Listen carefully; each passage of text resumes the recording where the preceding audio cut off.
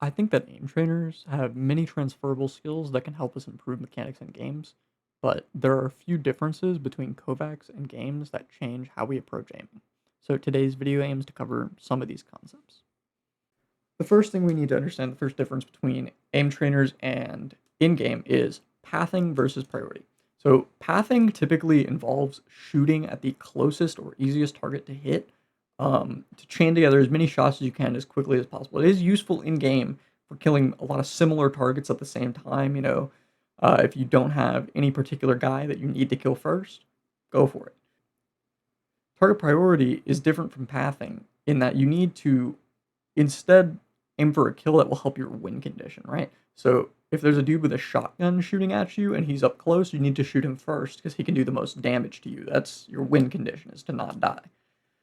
Fugal pressure is a good example of how target priority differs from regular pathing.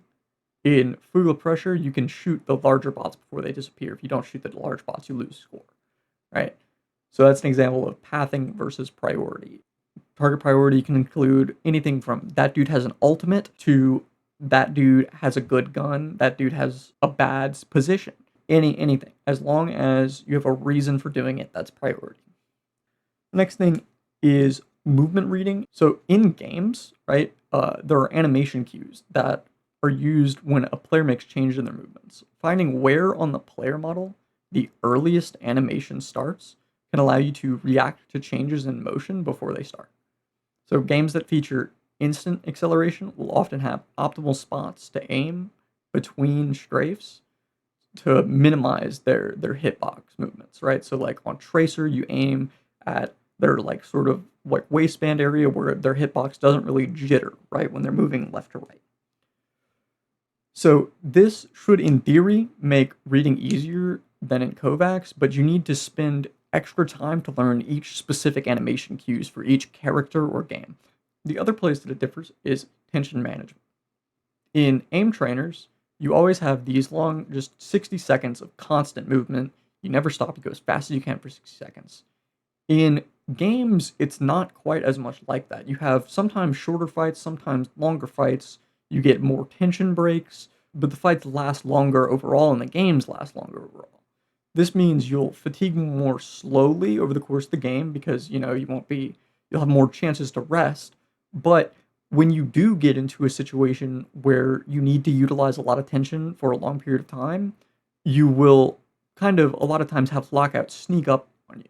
So learning how to manage your tension over a longer period of time than 60 seconds can really impact your performance in game. The other one is aiming under pressure. So real players shoot back, and real games are constantly having stuff going on. You're not always able to think about pointing and clicking.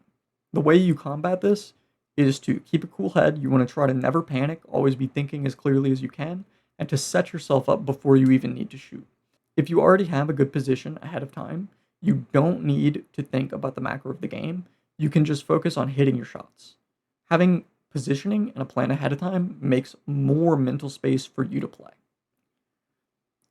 The next one is crosshair placement. So in aim trainers, the proper technique used for crosshair placement is different than other games. You typically really don't need to use it much outside of linear clicking scenarios. If you do use crosshair placement in the aim trainer, you're usually just throwing your crosshair right in front of the target before and letting it kind of fall into it. It's not always the best technique to use though. In games, crosshair placement is everywhere. By placing your crosshair somewhere where an enemy is going to peek out, you can prepare yourself to take the shot and even have them just walk out right into your crosshair, and that lets you kill them before they can react, essentially. And you don't have to line up the shot anymore. You can just take it because you're already there. This has been my guide on how to integrate aim training into FPS games. I hope you enjoyed. If you did, leave a like and a subscribe. Thank you for watching.